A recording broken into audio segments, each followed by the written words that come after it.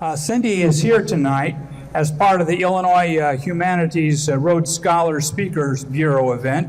The Illinois Humanities is a statewide nonprofit organization that activates the humanities through free public programs, grants, educational opportunities that spark conversation, foster reflection, build community, and strengthen civic engagement for everyone in Illinois.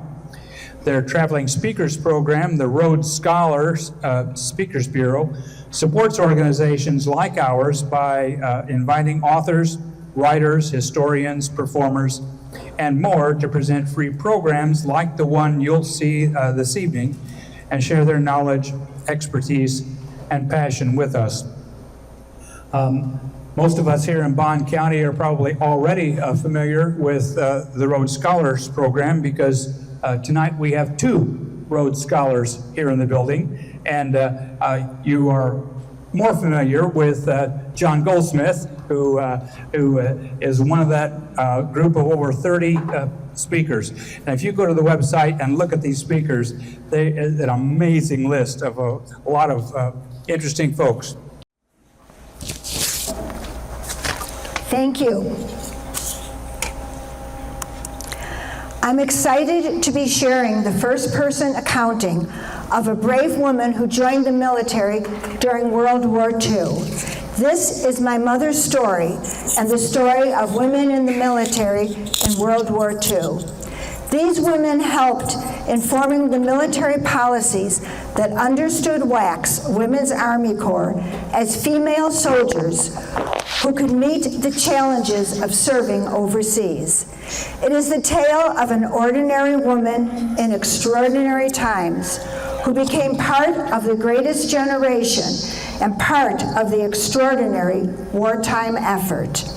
It shows a woman who answered the call to serve her country and how her generation changed the course of the country and the military for future generations. This was so out of character for my mother, both before and after her service. For 2 years, she was a very different person. This is the narrative of what happened to her during those 2 years. There is a quote etched into the World War II Memorial in Washington, D.C. from Colonel Oveta Culp Hobby, the first commanding officer of the WACs, who later became the first Secretary of Health, Education, and Welfare. Women who stepped up were measured as citizens of the nation, not as women. This was a people's war, and everyone was in it. The role of a woman in the military has changed over the years. Today, when you read and hear about women in the military, it is not uncommon for female soldiers to be assigned alongside male soldiers in the combat areas. But it was not always this way. From the Revolutionary War and the Civil War, when women dressed as men in order to serve, to today, when women are assigned to combat roles and serve in high-ranking positions. Slowly, women's roles expanded. In the 1970s, women could be assigned to command non-combat units. Men and women began training together. In 1994, women served in all positions except those engaged in direct ground combat.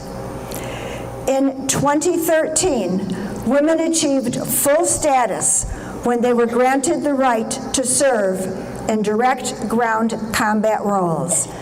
Women graduated from both the Army's Elite Ranger School and the Army's Elite Sniper School. They can enroll in the Navy SEAL program, and they've been appointed to 4-star general positions. At the 2023 Super Bowl, the Navy flyover was performed by all female pilots in honor of 50 years of women in naval aviation. During the First World War, women other than nurses were not officially part of the military. Any roles that they served were as volunteers, such as communication specialists or dietitians, but because they were volunteers, they had no official status. The concept of a woman in uniform was difficult for the American public of the 1940s to accept. And that's my mother marching in the front row, the woman wearing glasses. However, after the bombing of Pearl Harbor and the United States entrance into World War II, women's roles began to change. Congress passed a bill on May 14, 1942, to form the Women's Army Auxiliary Corps, WAAC. Since they were an auxiliary corps, they did not have the same access to legal benefits and protection as the soldiers in the Army. Because so many men were going to war, it became apparent that women's participation in the war effort was essential. Many women learned new skills in industrial jobs. Hence, Rosie the Riveter. Other women joined the military effort because good clerical and secretarial skills were extremely desirable. The Army discovered an added bonus. One WAC typist could replace 2 men while eating half as much food as one man. Once General Eisenhower brought the Auxiliary Corps to North Africa in January 1943, and their efficiency became known, requests for them increased in Europe prior to D-Day. But if these women were being sent overseas, they needed the protection of being part of the Army. So, in July 1943, after much debate, another bill was passed in Congress, giving women in the Army full military benefits, and they became the WACs, WAC, Women's Army Corps. WACs were an essential part of the fighting forces in World War II, even though they were not in combat. They handled highly classified material, worked long hours with few days off, and were exposed to a significant amount of danger. They assisted in the planning of D-Day and subsequent operations. To meet the European theater's heavy demands for skilled typists and stenographers, recruiting was stepped up, the All States campaign and the Job Station campaign. In the first, General Marshall asked state governors to assign committees of prominent citizens the task of recruiting statewide companies for the WAC, who would carry their state flags and wear their own state armbands while in training. And my mother was from Detroit, Michigan, and this is her armband. Her family didn't throw anything out, and he's pretending to be Vanna White.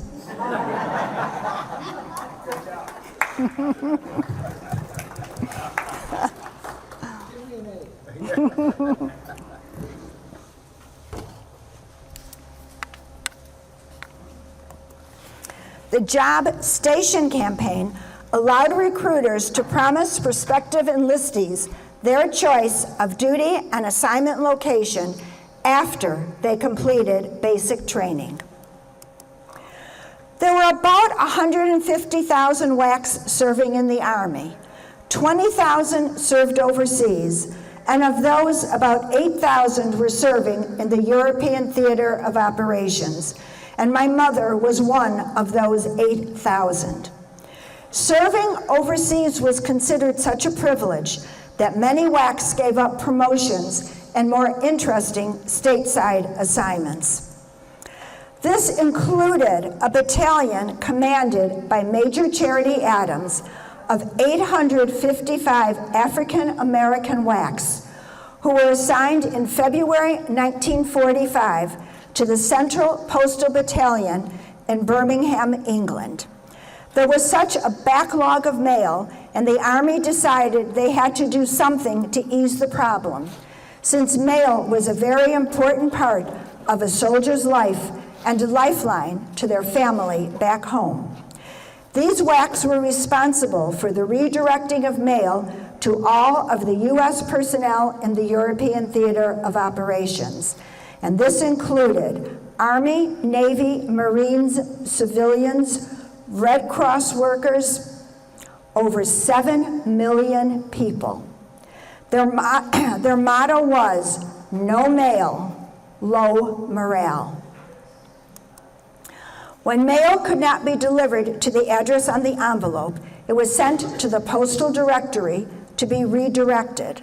They processed an average of 65,000 pieces of mail per shift. They created an index card system that included names of those with the same or similar names and distinguished them through the use of their military serial number. At one point, there were 7,500 Robert Smiths. They worked so quickly that they then moved to France to continue sorting mail. And remember, this was all done without the use of computers. In March 2022, President Biden signed into law a bill awarding the women of the 6th 888 Battalion the Congressional Gold Medal. And now Tyler Perry's movie about these women is on Netflix. All of these groundbreaking women who joined the military paved the way for future generations of women in the military. Imagine you are a young woman in the 1940s. The world's involvement in World War II, as well as America's, had been raging on for several years. The media continued with their campaign to urge women into the workforce. Here is a quote from the women's recruiting movement of the 1940s. "Never in history has there been such an urgent need for American women to serve their country. This is total war, a war in which every woman as well as every man must play a part." My mother had several reasons for enlisting in the WAC, in addition to her patriotic duty. A favorite cousin was killed in the South Pacific in a flying accident early in the war. 2 of her girlfriends enlisted, and then she looked around and said, "There won't be any men left my age. I might as well join." And at the time she was 27, so she was a little bit older than a lot of the women enlisting. At first, when she tried to enlist, she was rejected because of low weight. She weighed less than 100 pounds. In order to enlist, you had to be at least 5 feet tall, weigh 100 pounds, and have at least 12 teeth. You have to ask your dentist about that one. She went home and fattened herself up. Then she was accepted into the WAC in September 1943 and on her way to a new adventure in wartime Europe. Our journey to writing and publishing a book began when my mother enlisted in the WAC. My mother wrote extensively to her sister, although wartime military censorship prevented any detailed discussion. Her sister saved this correspondence. My mother was in the Medical Intelligence Section of the Army, which was established by the Army Surgeon General to provide medical and health-related information about the areas in which the Army was preparing to move into so that medical services would be ready for the conditions they would find when the troops arrived. My mother's responsibilities included determining the availability of hospital beds for the next military operation and working as a stenographer for a senior medical officer. She took dictation on medical intelligence activities on belligerent nations, handled all secret and confidential material, maintained all files. There was an article about medical intelligence in Collier's magazine and reprinted in the Reader's Digest in 1943. I was able to locate a copy of that article. In summary, medical intelligence was the difference between an army ready for action and an army ready for the hospital. And this was all accomplished without the use of instant access and the internet. They relied on old information from World War I, maps, and local civilian accounts.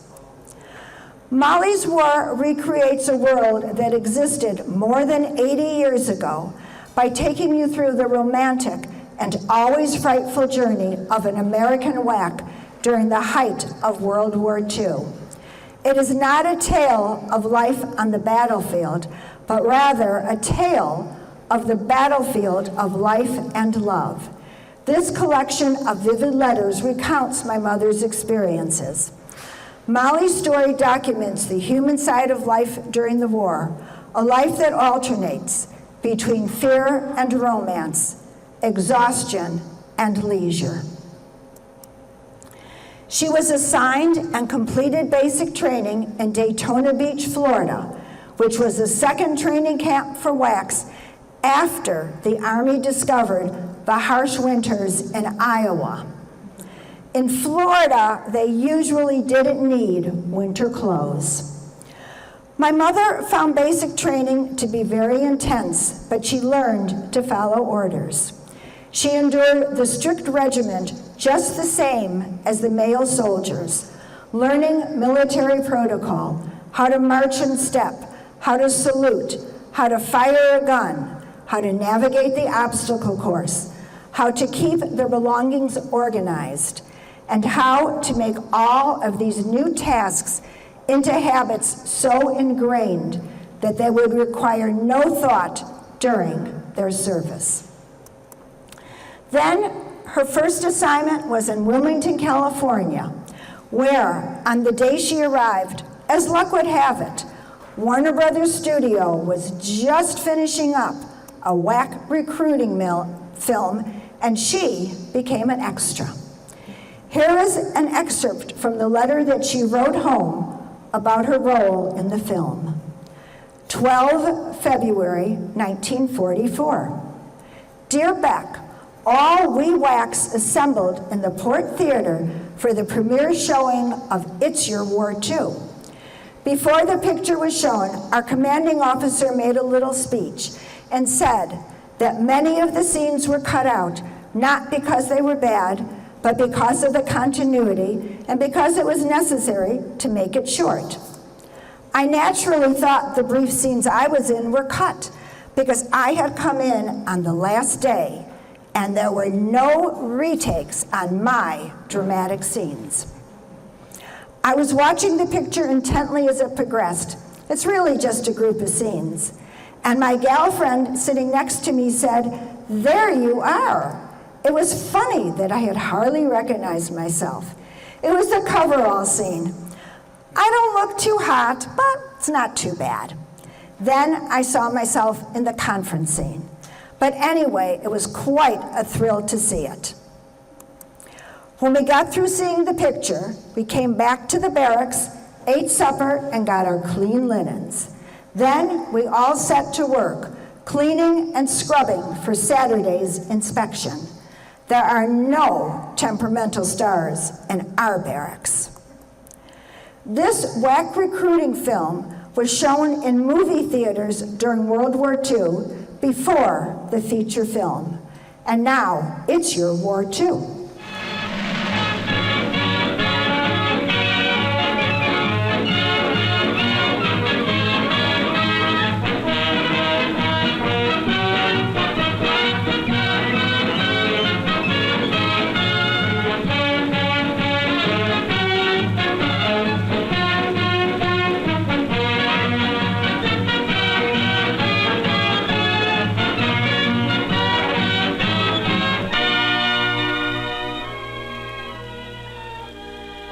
Hey, there goes one of those petticoat soldiers now.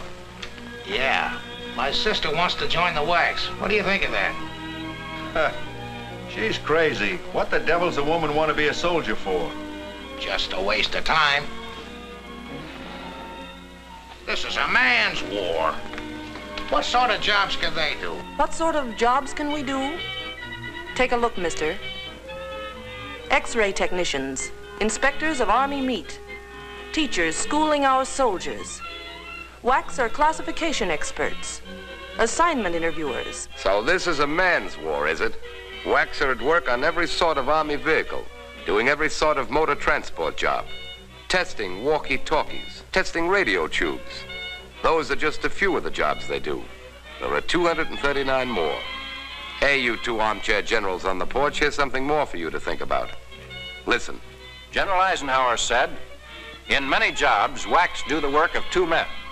The Army needs and can use all it can get." And listen to the women of the United Nations. They too have some ideas on the subject. The English with their calm courage, the stalwart women of heroic Russia, the Canadian and Australian women, the women of China with their undying fortitude, and tens of thousands of American WACs. What are their ideas on the subject? Listen. We shall live up to the legends of our fighting men.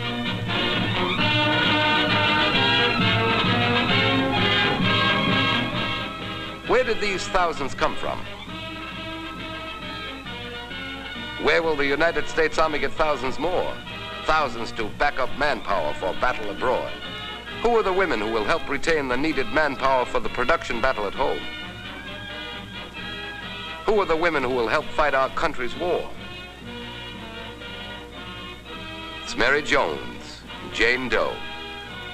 It's the idle housewife and the girl next door. Oh yes, it's your war too, Miss and Mrs. America. Here at Fort Oglethorpe in Georgia, one of the most beautiful Army posts in the world, we, the newly hatched WACs, gather to learn what all the shooting's about. Our kind of shooting. From morning till night, we hustle through a very novel, interesting life.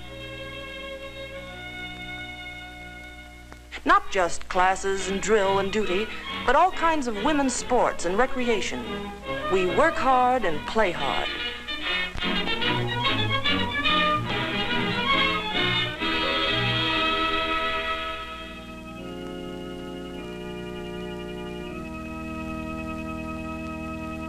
We learn that the Army's privileges as well as its hardships are ours. We get furlough rates on trains, special prices at theaters, special life insurance rates. We know that the rumors about the WACs are so much hot air. All the time. Talking stockings Scratch all the time. that one out. Stockings all the time. Off-duty, rayon, or whatever you can get. You can't use makeup. No rouge. No lipstick. No nail polish. No rouge. No lipstick. No nail polish. No rouge. No lipstick. No nail polish. No rouge. Toss that one in the ash can.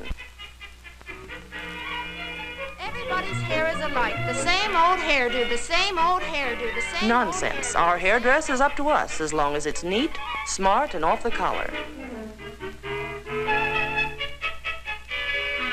All work and no fun. All work and no fun. Strictly Axis propaganda.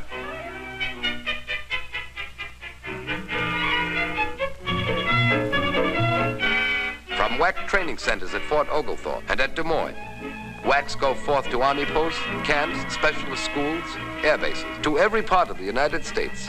Savannah, St. Louis, Newport, Baton Rouge, Seattle, Santa Barbara.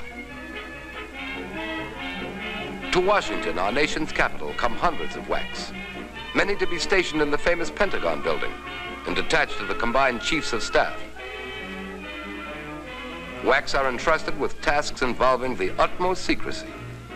Here, the important work of decoding messages whose information must be carefully guarded and transcribed with perfect accuracy.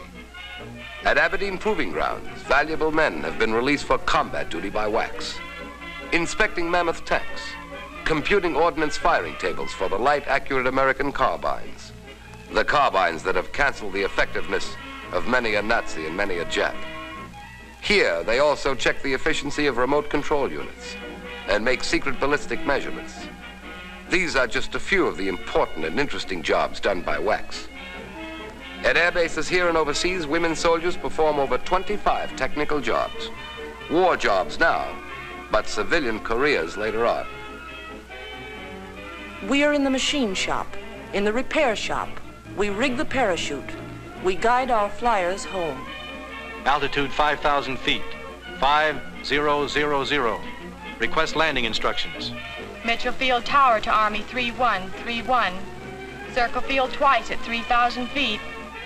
Let me in, will you? I've got a heavy date tonight. Keep your chute on, Lieutenant. Field won't be clear for 5 minutes. Potential American pilots are taught blind flying by our WACs. They are taught to handle night raids over Europe and the Black Pacific, taught to navigate safely through black space, loaded with hidden peril. Thousands of WACs volunteer for overseas duty, eager to serve in the actual theater of operations, the goal toward which they've worked and trained.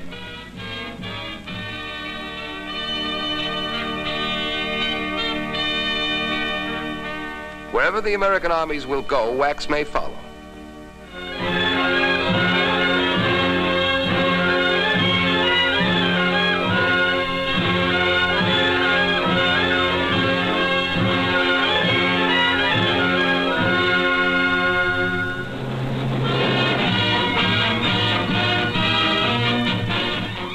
Women have proven their definite value in England, in North Africa, in Algiers, in New Caledonia, India, and Egypt. Every WAC making the war shorter by a month, a week, a day, a minute. Yes, wherever the American armies will go, WACs may follow. To Berlin and Tokyo, too. Ladies and gentlemen, General Marshall. The Women's Army Corps is an integral part of the Army of the United States, and its members, who are soldiers in every sense of the word, perform a full military part in this war. There are hundreds of important Army jobs which women can perform as effectively as men. In fact, we find that they can do some of these jobs much better than the men. As more and more American soldiers engage the enemy in combat, women must replace them at overseas bases and at posts in this country. In view of the urgency of the situation, enlistment in the military service should take precedence, in my opinion, over any other responsibility except imperative family obligation.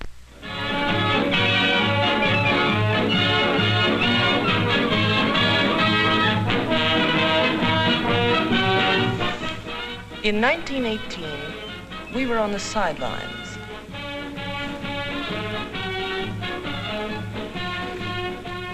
When the war has been won, the women in the Army will march shoulder to shoulder with the men in the great victory parades that will celebrate the return of peace to the world.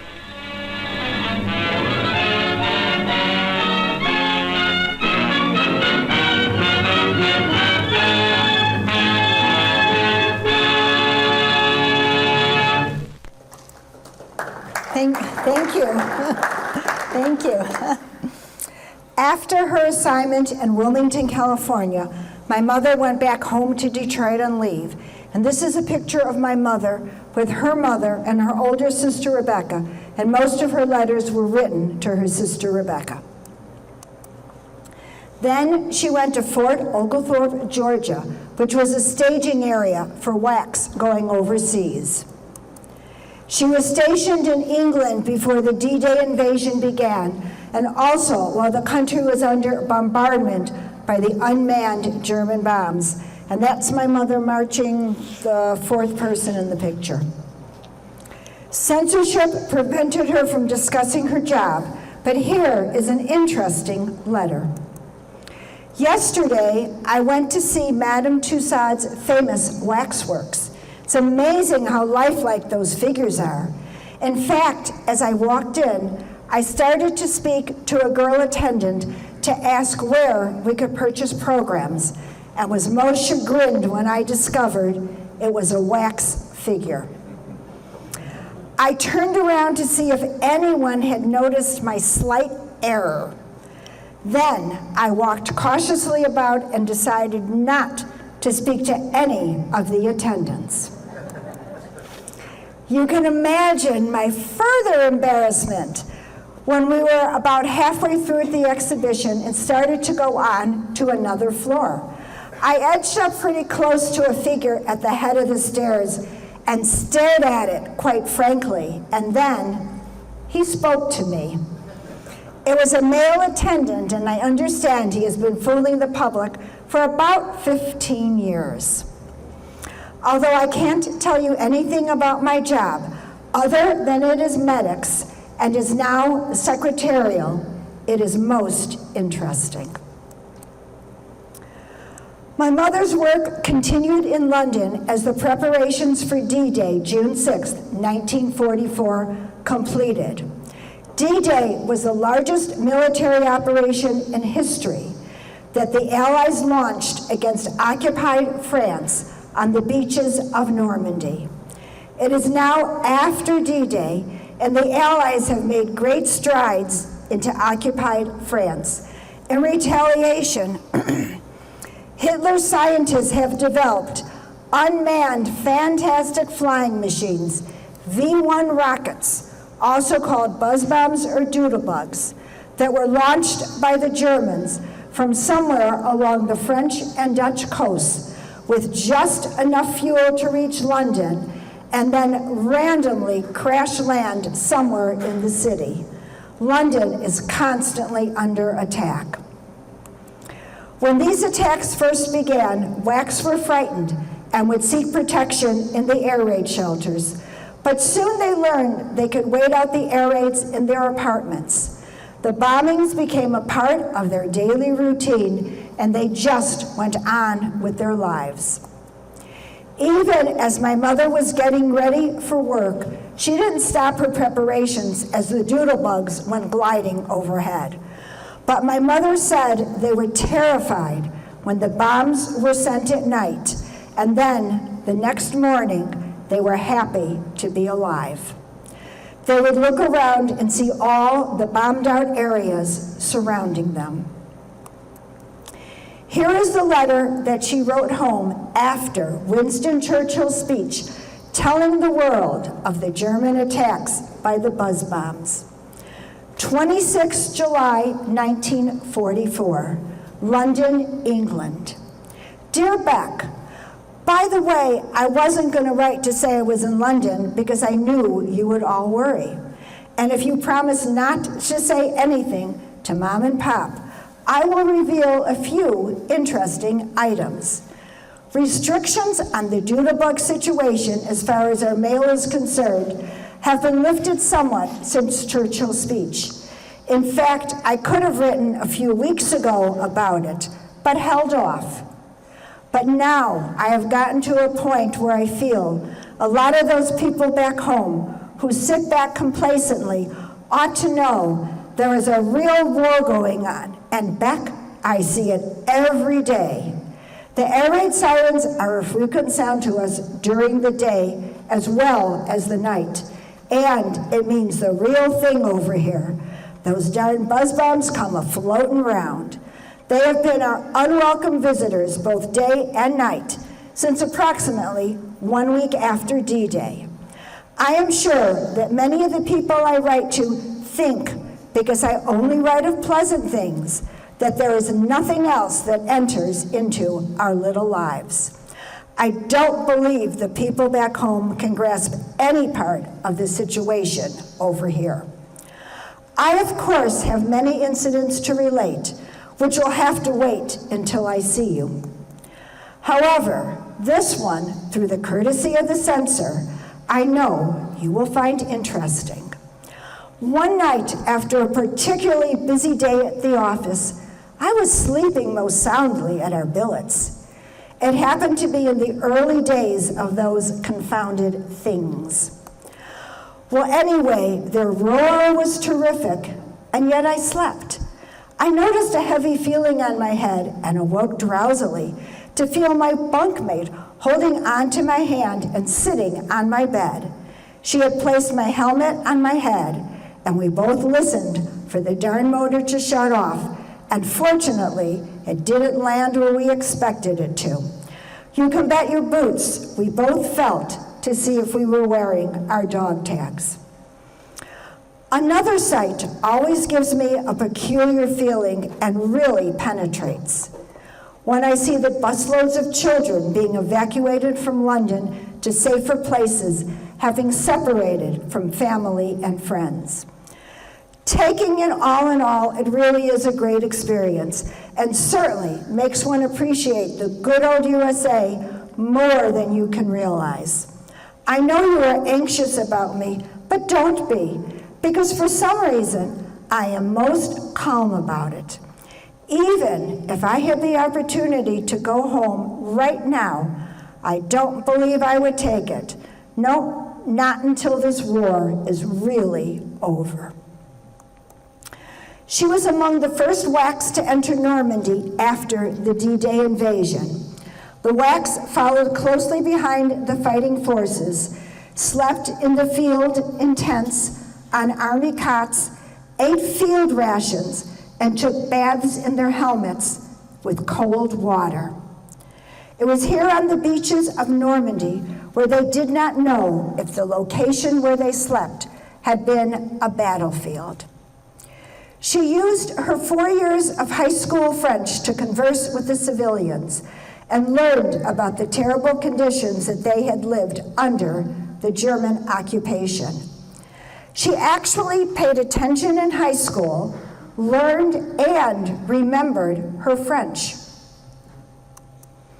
She was transferred to Paris a few weeks after it was liberated by the Allies and frequently served as an informal interpreter in both work and social-related situations. Here is an excerpt from another letter. Paris, France, 16 September 1944. Dear Beck, I know that you wonder how I'm getting along with the French language. I'm doing wonderfully well. In fact, yesterday, I acted as an interpreter. Last night, a number of us went to the Arc de Triomphe. We wanted to go up into it and see the view of Paris, but the guard there said we could not at this time as it was closed for the public. Perhaps later, he said. All that in French, and he could not speak a word of English. Then we walked away. We didn't get very far when I heard a shuffling of feet and turned around. There was the guard making a beeline for me with an Air Corps captain in his tow. The captain asked me if I could speak French, and I said a little. He asked me to ask the guard several questions, and I translated the answers. It was great fun, and I understood everything. They were trying to determine if our pilots had flown any planes under the Arc, which was against regulations.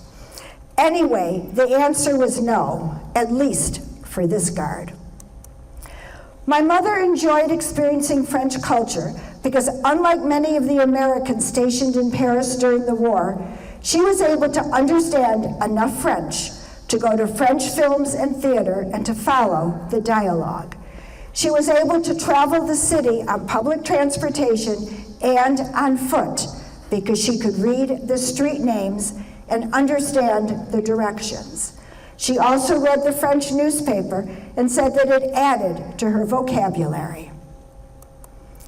She was still stationed in Paris on VE Day, May 8th, 1945, and took part in the revelry of the celebration. She commented in a letter written after VE Day that it's so wonderful to feel every plane flying over is friendly. And in that same letter, she wrote, frankly, I don't know what the Army will do with us, but please don't think just because VE Day has been declared, all I have to do is run out to the docks and grab a boat home. The Army doesn't operate like that. Very soon after VE Day, a new theme appeared in my mother's letters, probably a theme in every soldier's letters, that of the point system. Although there was a point system for discharge, there could be other extenuating factors. Starting in June 1945, my mother wrote that stenos and typists have been declared essential in this theater whether you have enough points or not. The point system theme continued in her letters home throughout July and August. She was still with medical intelligence, and they were the department who reviewed the extensive records that the Nazis left, claiming that their experiments were done to enhance medical research. They found that this was not true. After living in Paris, she was transferred to Versailles, where she lived a country life for about a month and even worked in a horse stable. The stable had been converted into offices for the U.S. Army. My mother was always sending French perfume home to her family. Because she was working in a horse stable, her mother wrote to her and said, "Keep the perfume, you need it." In August 1945, she was transferred to Germany with the Army of Occupation and witnessed firsthand the devastation of the country. In a letter written from Frankfurt, my mother commented, "Although the European war has been over for some time, there is a great deal of cleaning up yet to be done. They are still digging through the debris in the bombed buildings. Frankfurt is still quite a mess, even though they say it has been all cleaned up. All the bricks have been piled high, so they make a fence around what used to be buildings." In September, my mother writes again about points. "So, what I want to bring out is this. I don't have one darn thing to say about it, and I am not kidding. I didn't want to go to Germany and just lacked 2 points. I saw colonels and captains galore. As far as being essential, stenos are no longer in that category." Finally, in early October, my mother gets the word that she will be leaving Frankfurt to go home. After serving with the Army of Occupation, my mother began her trek back to the USA in October 1945. She and other WACs took a train from Germany through France. They crossed the English Channel and arrived in London. Then they boarded the Queen Mary on November 3rd in Southampton. The Queen Mary, a luxury ocean liner built in 1936, but put into service in the 1940s as a troop ship, was the fastest ship in the world at that time. She was very useful during World War II because she could outrun the German submarines and torpedoes. And in fact, Hitler put a bounty on this ship of $250,000 for any German U-boat commander who could successfully torpedo and sink it. The Queen Mary has been a tourist attraction and hotel in Long Beach, California since 1971. And in fact, that's where Doug and I went on our last vacation before COVID hit. My mother and her fellow servicemen and women set sail on the morning of November 4th. After less than 5 days at sea, my mother awoke at 2:30 in the morning on November 9th and went on deck to hear Tommy Dorsey and Martha Ray welcoming them home and to see an illuminated Statue of Liberty in the midst of darkness. She knew she was home. The close friendships that my mother formed with her fellow WACs were typical of the experiences of many women serving in the Army during the Second World War who found a special camaraderie there. Over the years, my mother corresponded with her 4 closest WAC buddies. But in October 2007, my mother received a letter from Lodo's daughter saying that Lodo had passed away. Lodo was the last of my mother's close WAC friends. I knew that this was the time to write the book with my mother.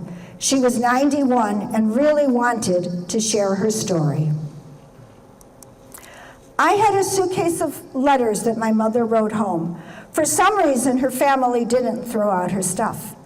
Included in that suitcase were lots of memorabilia, about 350 letters, newspaper articles, and photos, which fortunately my mother had labeled with names, dates, and location. Couldn't have done it without that information. Writing a book based on letters from the 1940s was a formidable task. In order to actually use these letters in a book, I needed to read them and to transcribe them, about 1,000 pages typed. I also needed to be familiar with the content of the letters, so I would have a general idea of what I could edit out for a book.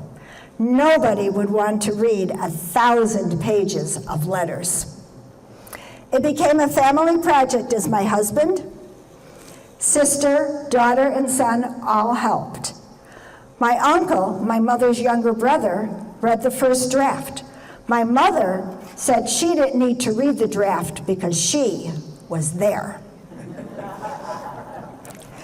Because of censorship, my mother could not write about her work or where she was located. Many letters indicated somewhere in England, somewhere in France. She could only write about pleasant events, sightseeing, and boyfriends. Even as I was transcribing the letters, I began going to the Pritzker Military Library in downtown Chicago. I needed to put historical context around the letters so the book would put proper perspective of the events occurring at that time. Because of the historical nature of the subject matter, the head librarian thought it was important to find a traditional publisher and not to self-publish. A traditional publisher would vet the book and give credence to the accuracy of the information contained in it. In June 2008, she helped me find McFarland Publishers, a leading U.S. publisher of nonfiction books located in North Carolina. They were planning on launching a series of books about women in the military, and they thought my mother's experiences would be excellent to begin their series. But then I didn't hear from them for quite a while. I also tried to contact the people who played a prominent role in my mother's life during the war. It was an amazing journey as I connected with some of the people or their children, and we have become email buddies and even Facebook friends. When McFarland Publishers finally offered my mother and me a contract in May 2009, I had the book written, 150,000 words. We accepted the contract, and they assigned us an editor from Wales. The publisher wanted at most 110,000 words, so we had some very serious editing to do. We communicated strictly via the internet. Through the miracle of modern technology, I never met my editor nor my publishers, and yet we negotiated a contract, edited, and published an entire book. My mother passed away in April 2012 at the age of 95. But seeing the smile on her face when she held her book in her hand was priceless. Peppered throughout her letters was the fact that she always wanted to write a book, and it happened only 65 years later. Working with my mother on this project was a very strange experience. It is impossible to know what your parents were like before they became parents, but using my mother's actual letters and photos felt like being transported by time machine to another era. Reading my mother's words and seeing the photos of my mother as a young, carefree woman who made decisions for herself and traveled the world during the most treacherous time of all made me realize the full life that she had before she became a wife and mother. I think so many of us never have the opportunity to see our mothers and fathers as well as people separate from the family. The woman in these letters was not the mother that I knew when I was growing up. She was a very different person when she got married and had a family. Sometimes we forget about the role that women played in the Second World War. Women stepped up and were able to make a significant contribution to the war effort, both at home and in the military. These American women showed courage in helping the fighting men, sharing in the disappointments of the soldiers, celebrating their successes, and finally rejoicing in the complete victory. They responded to the challenge and achieved their mission. They also served. With fewer and fewer of these female veterans still alive, this is a story that has its place in the history of women in the military.